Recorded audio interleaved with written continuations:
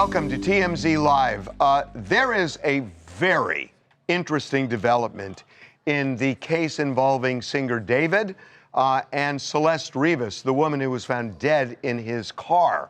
There is a grand jury that has been hearing evidence in this case, and it is clear to us, based on what we know with the LAPD and now what we know with the LA County DA, that David is in the crosshairs as a suspect.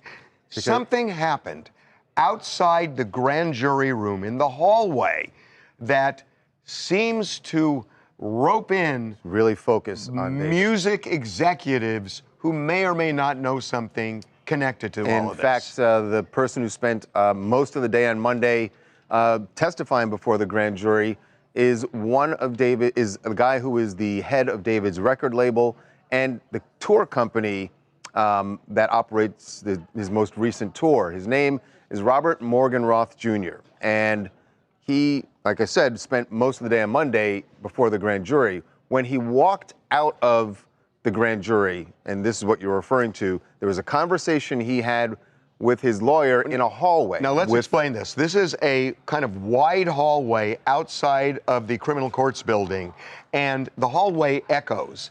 And there were about a half dozen people around, and he was talking loud enough that people heard it.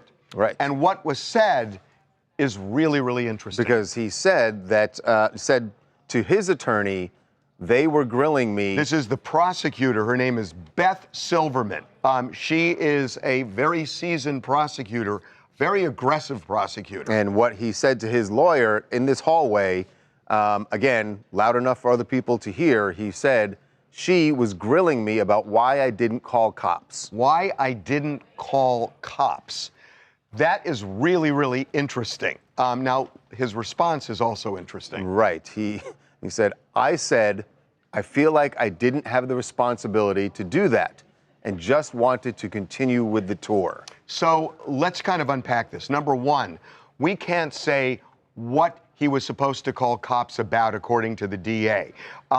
This could have to do with anything except for one thing. It seems that the DA believed that there was some criminal conduct for which cops should be called. Right. That seems obvious. Why else would the DA be asking that? And what the case is about is the LAPD and apparently the DA believe that David may have been the culprit here in the death of Celeste Rivas. We know that they are operating as calling him a suspect in her death. That's right. And his answer to me sounds like someone who was either told some information or knew some information, formed a judgment that he wanted to continue with the tour rather than call police. It doesn't sound as if he was maybe sort of not in the know. It sounds as if he knew something. Well, that's why the DA was pushing on this The other issue. thing we don't know here is exactly what tour he's referring to. But we do know that when the body was found in David's car, he was on tour, in the middle of a tour that even after the news of the body being found in his car, continued that tour for another week or so. Now, to be fair, this gentleman was with David since 2022, and there have been 3 tours. So it could be a prior tour, except the prior tour doesn't really make sense because Celeste wasn't an issue until this tour. What criminal activity was going on? So what criminal activity was going on?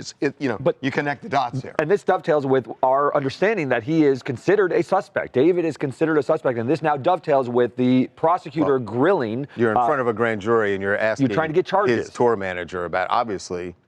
So and it's a big no-no to be overheard. I'm not sure it was intentional. However, that hallway does echo. We've been in it many, many times, but it is taken very seriously when the grand jury proceedings are publicly available in this way. And it just is interesting. It's like, why didn't you tell police? It means he said something or acknowledged something that triggered the DA to say that if you knew what you just said, why didn't you call the police? 100%. And he's saying, not my responsibility. My job is to make sure the tour goes on. That's really interesting. Hi, I'm Jasmine Webb, New York attorney. And my take on this is that it's really out of context and hard to say what exactly he saw or might have known. But it definitely calls into question what happened on that tour and whether other people had some knowledge of what was going on and maybe would also be implicated after this grand jury hearing. Well, I don't know that they're implicating. I can just say that he said something that the DA believed should require him to call the cops. I'm not saying he had a legal obligation, but that's clearly how this all unfolded. It feels like who knew what and when did they know it? Right. Well, if Kylie Jenner and Timothée Chalamet spend more than 2 days out of the public eye, everyone starts going, oh, they're broken up. Yeah. It's almost like they want them to be broken up. Well, no. They played into this. They wanted people to believe it this time because they needed a big reveal to get more attention. Big splash for Marty Supreme, which they did last night at the premiere. But don't they know Halloween was like a month ago? I know. Why did they wear orange? Is that related to the movie? And somehow it's just weird. I do not know. It's an odd color for them to decide they're going to match it. But anyway, there they were. Big splash event in Beverly Hills. That's the good news for Timothy. The bad news, Marty Supreme related, I don't want to say bad, but there are certainly people who think it was bad. There was a big pop-up in Hollywood, a little pop-up where they had merch and stuff for Marty Supreme.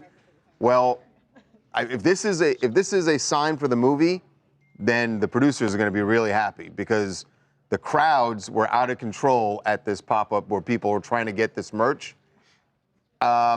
And it spilled over into the neighborhood around the. Yeah. Look at it's orange. So there's something about the orange. Yeah, definitely. There's something about orange in this movie. But my God, the cops had to come out and. Yeah, there was some kind of like car accident. I mean, this line was going from block to block to block to block. I mean, never ending. And kind of like you said, Charles, it is a small pop-up, but the stuff that's inside, people are just wanting to wait it out I've heard for. people talking about. Is there like a jacket? There's a bomber jacket, which has already been resold, like people that have already gotten their hands on it. $1,500. $1,500. There's also several sweatshirts. Yes, for a jacket. The jacket just says Marty Supreme for a Marty Supreme jacket. There's also a bunch of zip-up hoodies that celebrities have been seen out with because Timothy's been giving them out.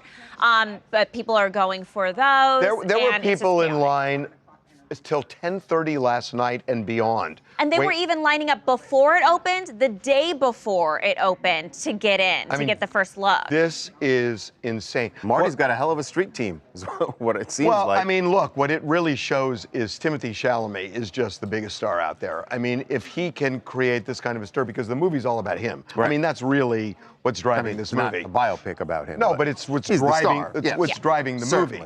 So he's king of the hill. He is king of the hill. Hi, this is Carly from Austin, Texas. And let's be real here, Harvey. No couple on the verge of a breakup is coordinating and matching head-to-toe tangerine outfits.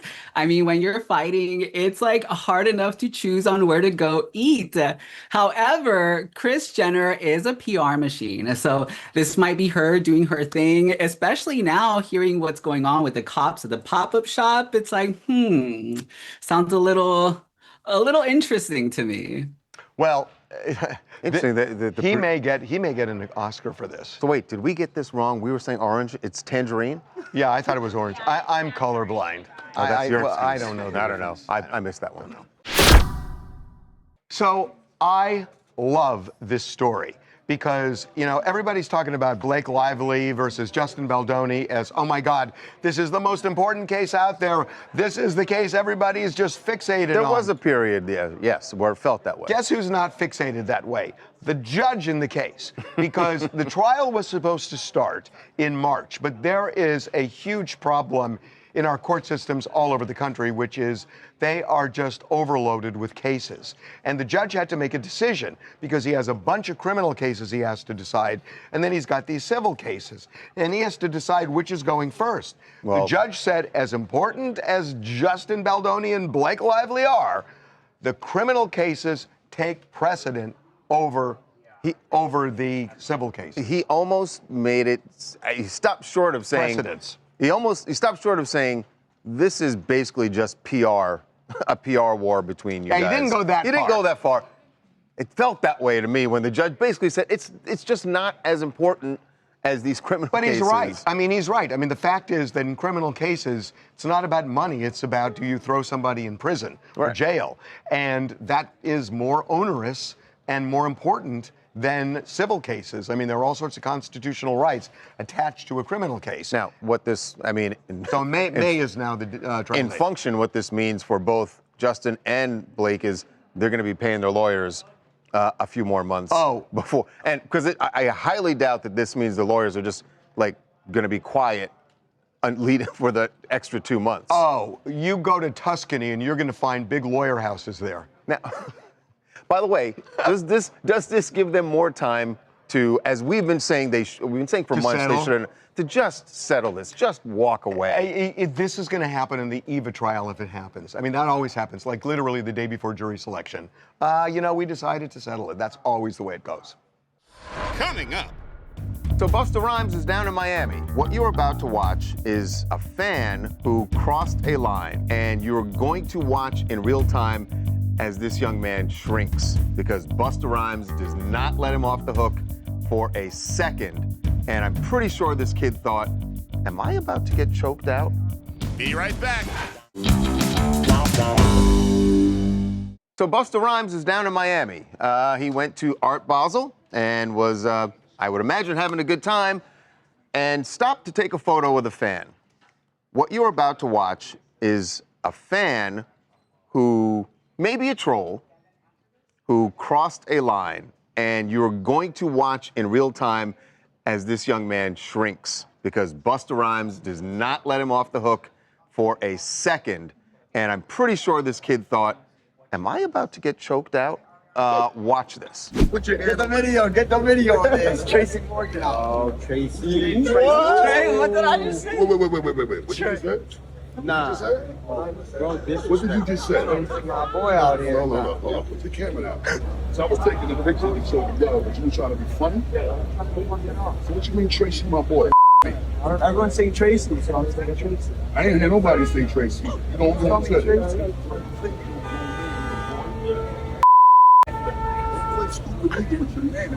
How do they mix I'm him just saying, up? No, this kid was trolling him for sure. Yeah, I think to it was. call him It felt- Tracy Morgan. It was bad acting. And also, he's like, oh, everyone's saying it.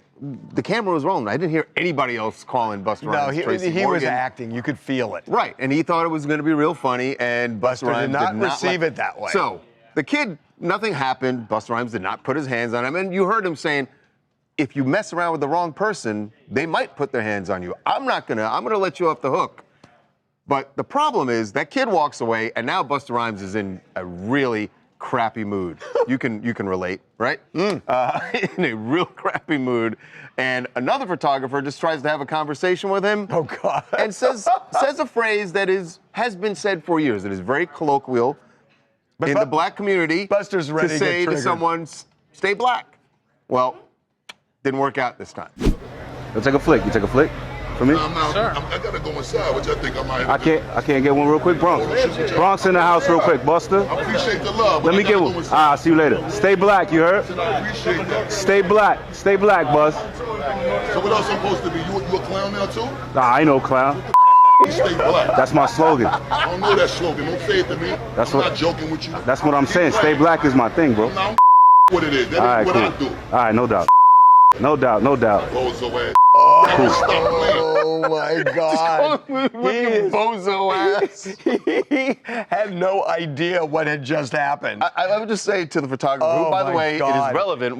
The photographer, he was black, right? Yeah, he was definitely black all right. and from New York. I have a theoretical question. What if the photographer was white? Oh, Oh, yeah. that video Yeah. would have been way different, and we would have led the show. We would have led the show with that video. The hilarious thing about the video, Police the involved. the cameraman gets the troll, and he admits to trolling Busta Rhymes intentionally. Oh, really? Yeah, he admits to calling Tracy Morgan on See, purpose. sometimes trolling does not work out. Beware.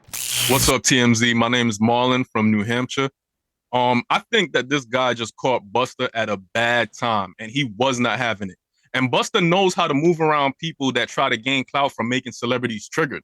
But we have to remember that these are real people at the end of the day, and sometimes you have to show them some level of respect. And Busta's a pioneer of music. He should have saw that he wasn't in the mood and just left them alone, but instead he kept agitating them. And I just feel like these are kids who need to choose a new hobby aside from trying to get a rise off of celebrity figures. By the way, in unrelated news, that's a really cool painting behind you. Is it like from Wicked or something? No, dude, it's Dragon Ball Z. And you're like, is that Wicked. You're way off of that. I just kind of liked it. I don't know. He thought it was Wicked. I don't know. So a guy who made international headlines for grabbing Ariana Grande in Singapore when they had the Wicked for Good premiere there, turns out he is also a Gaga fan. He makes a career out of this, by the way. Yeah, and he showed up at one of her concerts in Australia last night. There's a difference here. And no, Cynthia Erivo was not at the Gaga concert. Oh, she was a boss. But the way she handled him in Singapore was the best. But there were a bunch of Cynthia Erivos, it turns out, at Gaga's show when this guy tried to get with Gaga. Check this out. This is him before Gaga even gets on stage. He was in the arena with a bunch of other fans, and they noticed him. Can I stop you for a second? So you can see it's so early. Nobody's there. Right. So did they pull him from the line? Because it looks like there's nobody. He somehow clearly got access inside the arena, and you're right, very early because there's nobody there. Nobody else there, but somebody, whether it be fans outside or security, maybe they had his name, on a wall somewhere. They often do that. They'll like say, stalkers, they'll put pictures up. Yeah. So I mean, this guy, I guess he was kind of done in by doing this too many times. Apparently, people on social media said that they had actually told security, "Here's that guy's here." He was wearing a disguise, so he knew he wasn't supposed to be How there. did they know it? He had a disguise. He had a mustache on and a wig. Oh, they pulled the mustache. Yeah, and so I What if mean, it was this real, guy's just an absolute. That would have been. This guy's We know who you are. He is a menace, though. He's a menace. Like he shouldn't be at these concerts because he's just going to interrupt the show when Lady Gaga gets on stage and he's going to jump on stage. But that's not security. Like, I mean, I guess, and I'm not defending this guy, but if he did pay, I'm just saying, if he did pay for a ticket, right, and he goes to the concert, then it's on security to make sure he doesn't get on stage, that he doesn't grab Gaga. They have an absolute right to deny anybody entrance as long as it's not based on race or sex or anything else. And this was in a foreign country too. It's in Australia. Yeah, you can just deny not foreign in Australia. People do that all the time. Haven't you seen signs when you go into a store or a restaurant? It says we have the right to deny anybody. Sure. And it says that on the back of your ticket, not that anybody gets a ticket. But if you're a venue, do you want this guy at your show? No, they should deny him. They should deny him. Right. Well, that's what they did. But the thing is that really bugs me. He's making a living off of this because he has a social media. I heard someone say that this morning. How is he making a living off of it? He does have a social following. He can monetize that, and he's got a lot of people following him. He just needs to get a job, right? Like a real job? But he thinks he has you would a say job. I mean, he's like an influencer. Influencing what? No, bad influence. Or who? He's a bad influencer. Hey, it's Lady T from Baltimore. I want to talk about this crazy super fan. Honestly, how is this man able to afford to get to all these places? Right. Honestly, they need to freeze this man's accounts. Is what they need to do. Go a step further, freeze his accounts. But no, this is definitely diabolical. He needs to be stopped. He needs to be on a banned list. He shouldn't be able to go to concerts, premieres, anything at this point. This man needs to be stopped. Diabolical. He is traveling quite a bit. I guess he is making money doing this. He should be on a no-fly list, FLY. How else would you spell it? FLIGHT. Well, that's flight. Right. As opposed to well. Coming up. Gen Z is having an interesting reaction to porn. A lot of them are now turning against it and realizing that this is an addiction. One member of Gen Z decided to do something about it, and he started an app designed to help people get away from porn and porn addiction. Chandler, welcome to TMZ Live. Be right back. TMZ's got every freaking thing. Big celebs, big stories, big events. BB Rexa was looking hot on vacation. Look at the water, too. Did you just say, look at the water? I mean, I'll be honest, that is what I was looking at.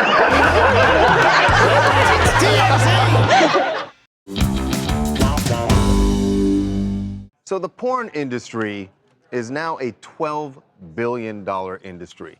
And there's something interesting happening when it comes to Gen Z, which, when you think about it, is really the first generation that their entire lives has been exposed to just because they've had the internet in their hands since they could hold a device. And Gen Z is having an interesting reaction to porn. A lot of them are now turning against it and realizing that this is an addiction. And in fact, one member of Gen Z decided to do something about it when he felt, certainly during the pandemic, that this was becoming a very dangerous addiction. His name is Chandler Rogers, and he started an app. It's called the Relay app, which is designed to help people get away from porn and porn addiction. And he is joining us right now. Chandler, welcome to TMZ Live. Hey guys, thanks for having me on. So Chandler, we gotta start with this because this is so counterintuitive to me that my feeling is that Gen Z is the least communicative generation ever, where they don't interact socially, that they are glued to devices, and it just makes an open invitation for porn addiction. So what Charles just said, that Gen Z seems to be turning away from porn, that seems counterintuitive to me. Well, if you think about it, these kids are getting exposed younger and younger. And so at first it might be intriguing, at first it may seem exciting, but what is the toll, that it takes on a person? How does that affect somebody over time? I think that's what we're seeing. We're seeing these kids who were in high school during the pandemic 5 years ago, waking up in their early 20s, realizing I don't want this fake stuff anymore. It doesn't make me feel good. It doesn't lead me to feel happy. And I deserve better than that. I think that's what we're seeing. But Chandler, I saw a study that says now 63% of Gen Z men feel that there should be more restrictions on porn on the internet. Is that just a number? Is that 63% is a huge number if it's factual? Or, 63% may say they want that when they're asked in a study, but are they actually living that way? Or are they really using porn online anyway? Yeah, I think that could still mean that a lot of them are still using porn, but what I think it tells us is they don't want to be. They're looking for an escape out. But what I tell people is the porn industry was designed to keep you stuck, because if you're not paying anything for it, you are the product, your eyeballs are the product, your attention is the product. And so I think that's what a lot of these young people are realizing is I've been the product of this billion-dollar industry, and I want out. And I think that's why, even though it may be difficult, even though the numbers that show the percentage of people that are still consuming porn is, I'm sure, higher than 63%. I think the percentage of people is rising that want something different. They feel broken, they feel stuck, and they want a way out. So I'm going to accept the premise, your premise, that people are kind of sick of it. But then the other impression that I have is that there are a lot of people in Gen Z who lack social skills because they haven't interacted socially. So you have these socially awkward people going to bars and places, trying to meet people, but do they have the skill set to do it? No, I think that's part of the problem.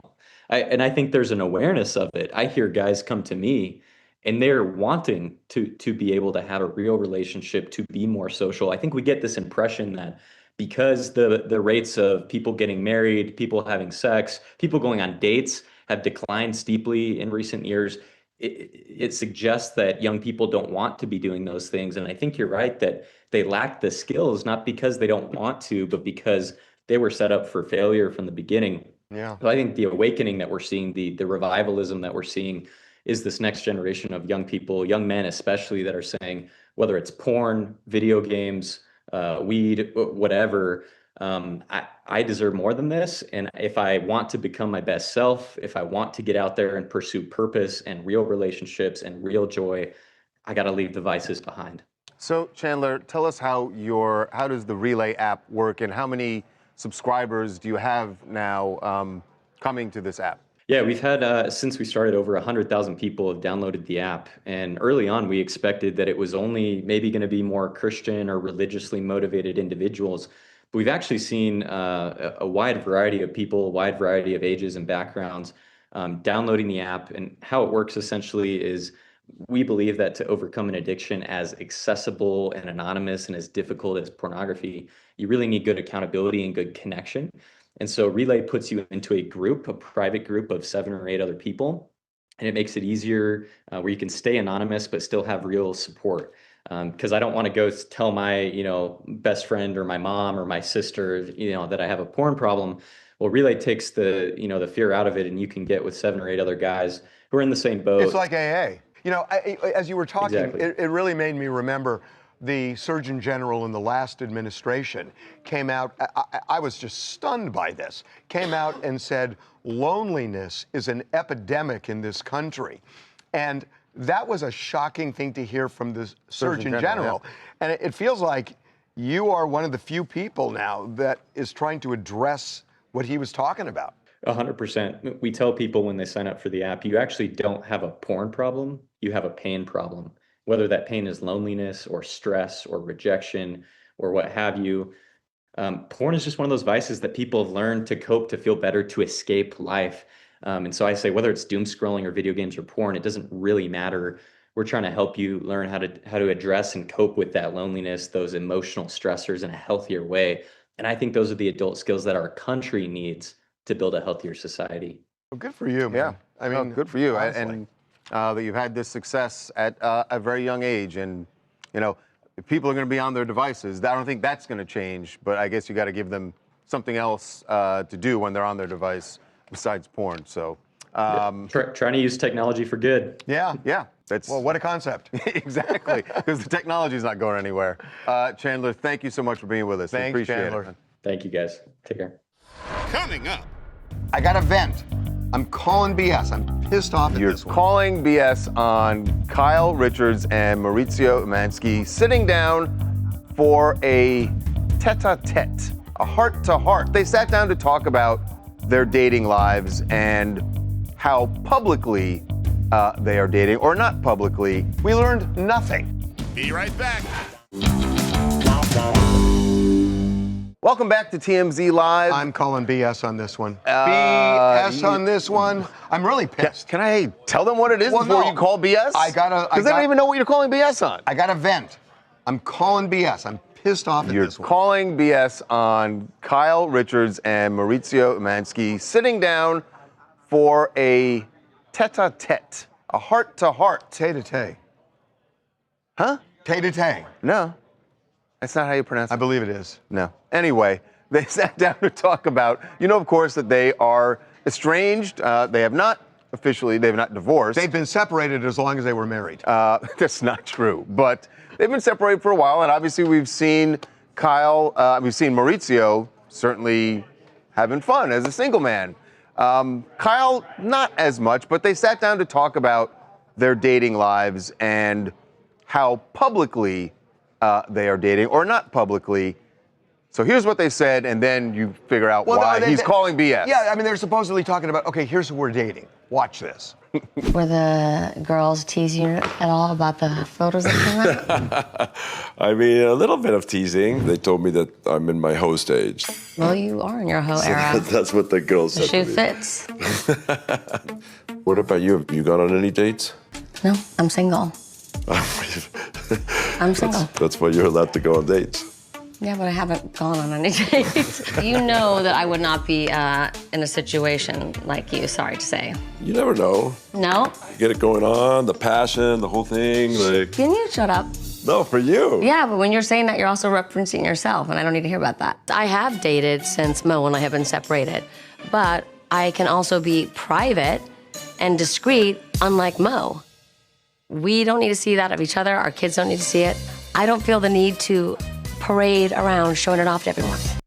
We learned nothing. We learned nothing. So Kyle's saying, and by the way, I love Kyle, and I've known Kyle forever. But come on, Kyle. It's like you've been really coy about this, and both of you guys have said, oh, we don't want to talk about our dating lives. Don't talk about our dating lives. And now they go on and they tease. And then they do this whole scene for the show but where they're not talking about anything. And it's like, I'm dating, but I'm dating privately. Well, we've seen Kyle out with Morgan over and over and over. And that's it. But now she's saying that she's been dating people privately that we haven't so seen. it can't be her, So and it's it's not somebody, or is it? Or is she actually dating someone, or did she just I don't know what say she's that saying.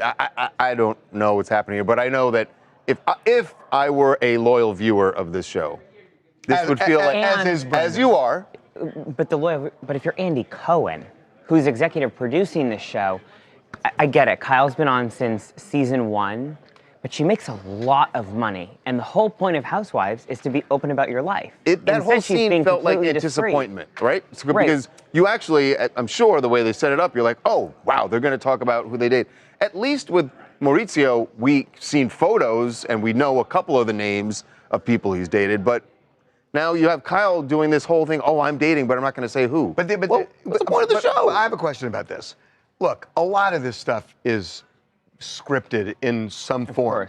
So if the director's sitting there and watching them not say anything, don't they say, hey guys, you got to give more? I mean, don't they do that? Well, you would think so, but it makes you wonder, again, going back to the fact that Kyle's been on the show for years, does she have some kind of preferential treatment where they like take care of her a little bit more? Have to say as you know, much? I don't know. I mean, they have cut other housewives from the show because they aren't open enough, but Kyle seems to... But on a different note, this was weird to me because there were times when we heard Kyle was really pissed off that Mauricio was so public about all of this stuff. But they seemed very kumbaya. They seemed like they were getting along. No. She got very, I will say, the one part that felt real, when he used the word passion, she got pissed because she's like, I don't want to hear about you and your passion for all these girls you're being photographed with. But also, when she says that, doesn't it make you think she's bothered by it? Why would she be bothered by it if they're separated? Yeah. And she's fine with each of them moving on. She's bothered because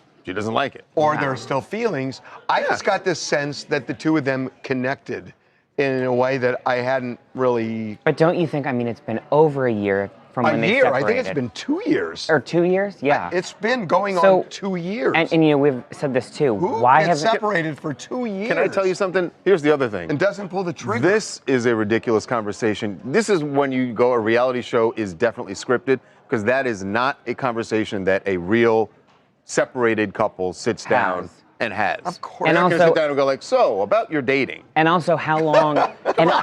and how long are they going to play this out, too? That's the other thing. Yeah. That's up to Andy. Social Security. Hi, I'm Raven, and I'm calling from Baltimore, and I'm commenting on the Kyle Richards situation. First of all, Kyle, we all been checking for Mauricio, okay, since y'all been on TV. So the fact that we out here seeing Mauricio have a great time, we love that for him. We're not really worried about what you doing, all right? We all been looking at Mauricio. Shout out to Mauricio! There's that passion he was talking about. So Transportation Secretary Sean Duffy, you'll remember, suggested that perhaps people should dress up more during the holiday travel season. If you're wearing a suit, you're going to be less likely to be pissed off at your fellow traveler. I don't know if that's going to work. I definitely don't think this next suggestion is going to work either. Sean Duffy and HHS Secretary RFK Jr. at an airport suggesting that maybe if you get some exercise in, that you'll be a more calm traveler. So they end up doing, at which airport is this? Where were they? It doesn't matter. Oh, they're at Reagan National. This having a do you know what this pull-up competition. Do you know this is what this very is? Pete Hegseth. This is Quienes Mas Macho, and I am sick of it. I'm sorry, I am However, sick of this. Just because we need to do the news, RFK Jr. crushed him. I mean, who Duffy's weren't even full Who pull-ups. cares? Okay, guys, you can do pull-ups. Great, you're men. I mean, it's like the air traffic control system is broken. I mean, it's like maybe listen to the people who are criticizing the hepatitis decision and deal with that. But I don't want to see this anymore. I'm really sick of it. I'm sorry. I mean, it's the reality is, how many pull-ups can you do? I can do a lot. That's the real question. That's not the issue. I think that's the real question. I don't have to prove it to anybody. It's not like I'm sick of it. These guys are all trying to prove, oh, we're men. You know, stop. But I really don't know. I mean, do they really think that anybody realistically thinks that, oh yeah, let's put freaking pull-up bars in the middle of the airport? But that's my not the why point. in the That's airport not of all dealing with, places. to your point, that's not dealing with the It has issue. nothing to do with what they want other people to do. They just want to show what men they are. That's what this is about. It's gross. Coming up. So Conan O'Brien and Will Arnett are about to show you, this is a prime example of you hear people saying that comedy is this great panacea, especially when you're dealing with tragedy. About a year ago, both of Conan's parents died within a week of each other. You wrote, "Thank you, Will. To be honest, I blame Bateman. Be right back. So Conan O'Brien and Will Arnett are about to show you, this is a prime example of you hear people saying that comedy is this great panacea, especially when you're dealing with tragedy, that it can just help you get through things. And obviously these two are comedians, or very comedic. And Conan, this is the part that doesn't sound funny. Here's the tragedy. About a year ago, both of Conan's parents died within a week of each other. And Will Arnett had texted Conan at the time as his friend, just being supportive. So on Conan's podcast now, they sit down and they decide to reveal the text that they sent to each other during this time of mourning for Conan. Leave it to these guys to find some humor. So I hear that your dad passes away, and I text you that day or the next day, and I said, hey, listen, I'm sorry to hear about your dad's passing, sending love from our family to yours. Mm-hmm. And you wrote, thank you, Will. To be honest, I blame Bateman. For the death of my father. The day after his father dies. Yeah. Right? So I wrote, it's not a terrible theory. And Conan texted me back, he killed my dad. 2 days after your dad passes, of course, your mom passed away. Yeah, which I did not see coming. Which you did not see coming. So I text you 2 days after. I knew you were in Boston. I said, Bateman is asking for your sister's street address.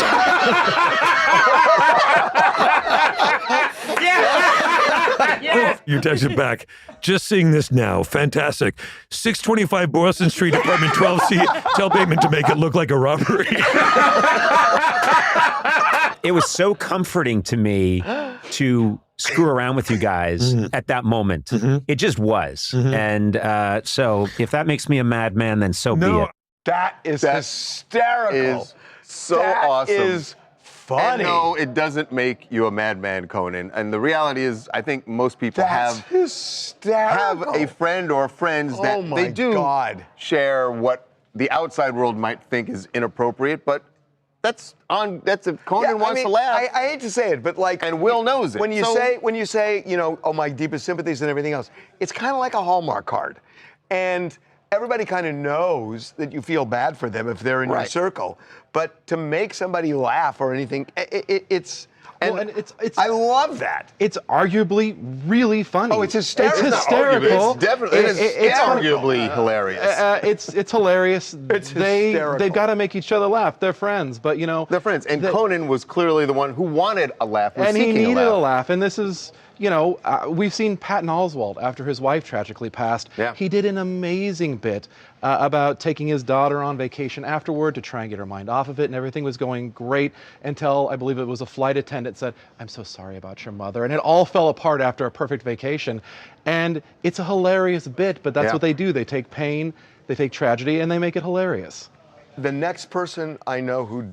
Or somebody that dies, I'm going to do something funny, and it because here's the problem. Totally backfire. It's going to get totally backfire. Completely backfire on you.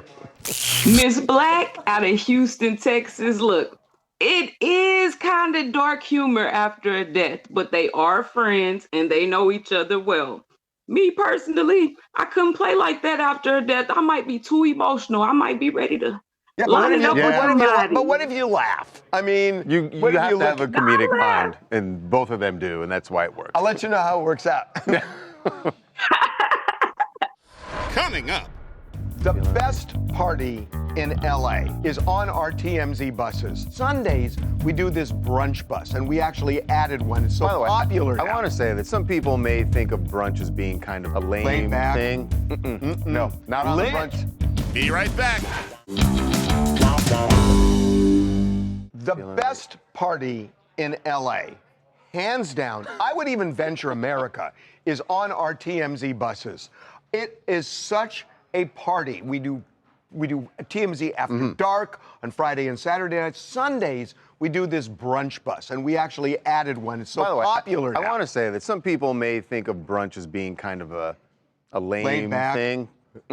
No, not on the brunch. Not on the brunch bus, especially when you have the likes of India Love hosting With a DJ, by the way, we can't forget the DJ. Very nautical. I like her hat. One of the biggest streamers in pop culture right now, and we needed this debut of our second brunch bus to be huge, and she was it. She was the best host we could have ever had. She twerked, she brought amazing energy, and she took us to the most amazing bars. We started with Beaches, and they had bubbles. Beaches is such a... Mimosas, a drag show. By the way... all in one.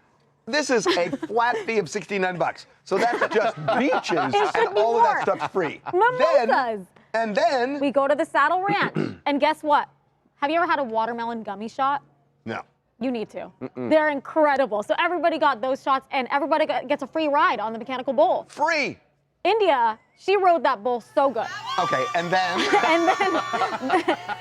and then the grand finale, Enough said. All right. the best out of all of them, Marathon Burger. And what's even better than Marathon Burger? Black Sam grilling them for us. Because he grilled burgers and, do you grill fries? He gave fries and burgers to the entire crazy. bus. A free meal, drink, fries. Truly burger. amazing. It was like he welcomed us into his family, and everybody was so nice there. It was just a beautiful experience. Oh my God, this is amazing. And by the way, we're going to start, James is working on the comedy tour bus. Yeah, comedy bus coming soon. I'm in the process of building that out. This is good. But we also, our other brunch bus. Oh, can we just say, we want to tell you about Clipso too, because this Clipso guy, he loves After Dark. Oh, this and is brunch. another brunch bus. Yeah, the other and one. Can I show you? Two Look how brunch cool buses. he is. This is him standing on top of the bus. He directs his Bad own. idea.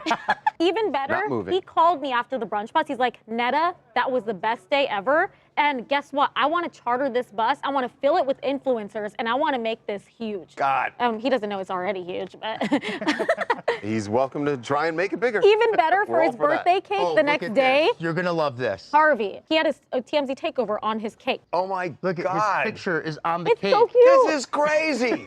Look at it. This is like giving Wow. birth.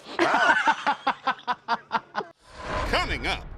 Best present ever in prison. Someone pulled off a drone drop at a prison in South Carolina. That's amazing. What they dropped, marijuana. Crab legs and steak?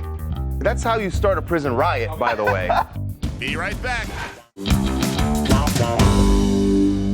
Best present ever in prison.